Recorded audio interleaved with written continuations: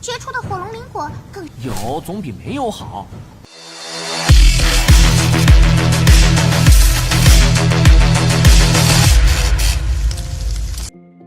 Halo semuanya, selamat datang di Ruang Sinema. Bagaimana kabar kali ini semua? Semoga selalu sehat dan baik-baik saja. Sesuai jadwal, jadi pada hari ini kita akan kembali melanjutkan series Donghua Martial Empress episode terbaru, yang mana ini adalah episode yang ke-11. Bagi yang mau bergabung dan series ini, kita sudah sediakan playlistnya. Jadi kalian bisa mudah mencari di mana episode awal dari series ini. Tapi sebelum kita mulai episode terbarunya, kita akan melihat dulu apa saja yang telah terjadi pada episode sebelumnya.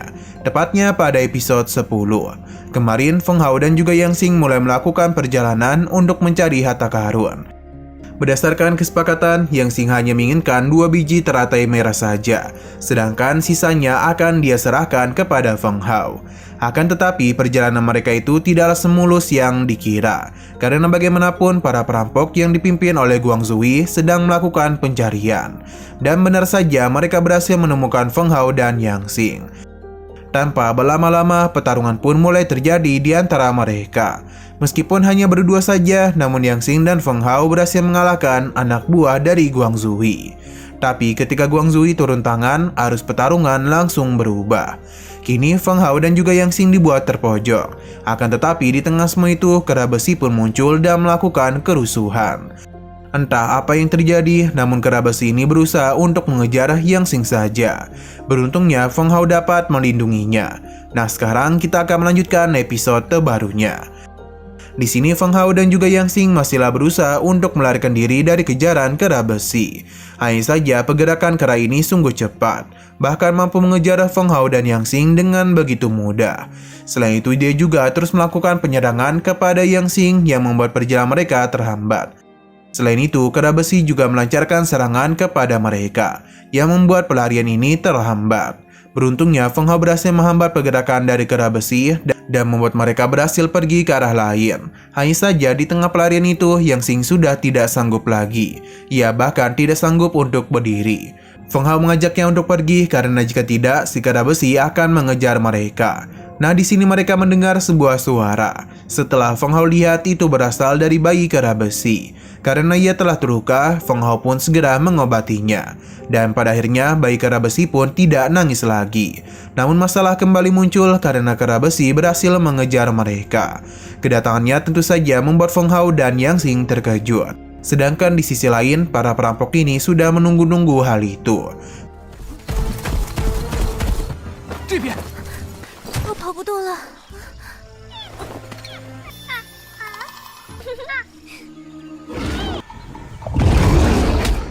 Feng Hao menyadari kalau alasan kera besi tidak menyerang mereka adalah karena bayi kera ini. Jadi dia pun membiarkan bayi kera itu kepadanya, yang kemungkinan mereka ini adalah induk dan anak. Yang Xing tidaklah terlalu peduli karena dia benar-benar sudah kelelahan. Feng Hao pun melihat kalau ada noda darah di sepatu Yang Xing. Ia tidaklah sengaja mendapatkan noda itu, yang mana ini tepat ketika mereka sedang mencari harta karun. Feng Hao akhirnya tahu kalau alasan kera besi mengejarnya karena darah itu berasal dari bayi kera. Jadi kera besi pun menganggap kalau merekalah yang menyerang bayinya. Berhubung bayinya sudah selamat, jadi kera besi pun berterima kasih kepada mereka. 鞋子上的血迹是哪里来的？你沾上的血迹很可能丁伟误以为你伤害了幼崽。 Melihat hal itu tidaklah membuat Guang Zui puas, karena seharusnya kera besi dan mudah menghabisi mereka. Namun bagaimana bisa dia malah bersikap lembut di hadapan manusia. Takut hal buruk terjadi, kelompok ini pun berencana untuk pergi. Akan tetapi kehadirannya sudah diketahui oleh kera besi, dan si bayi kera pun memberitahu kalau merekalah pelaku yang sebenarnya telah melukai dia. Mengetahui hal itu membuat kera besi mengamuk dan langsung saja menyerang mereka. Di hadapan monster tingkat tinggi, tentu saja kelompok perampok ini akan kesulitan. Hanya saja jumlah mereka itu agak lebih banyak. Bayi kera besi pun memberitahu kalau para perampok itu telah berusaha untuk menangkapnya. Jadi inilah alasan mengapa ibunya mengamuk dan menjadi begitu liar. Guang Zui sangatlah panik karena mereka begitu kesulitan dalam menumbangkannya. Bahkan para anak buahnya itu sudah tidak berdaya dan hanya menyisakan dia saja. Duel pun terjadi antara Guangzhou dan juga kera besi. Namun perbedaan kekuatan di antara mereka terlalu jauh, jadi ia tidak bisa berbuat apa-apa. Bahkan pergerakannya dihentikan oleh Yang Xing agar kera iblis bisa secepat mungkin menghabisinya. Dalam pertarungan itu terlihat dengan begitu jelas kalau kera besi berhasil melukai Guangzhou. Sayang sekali dia itu masih dapat melarikan diri.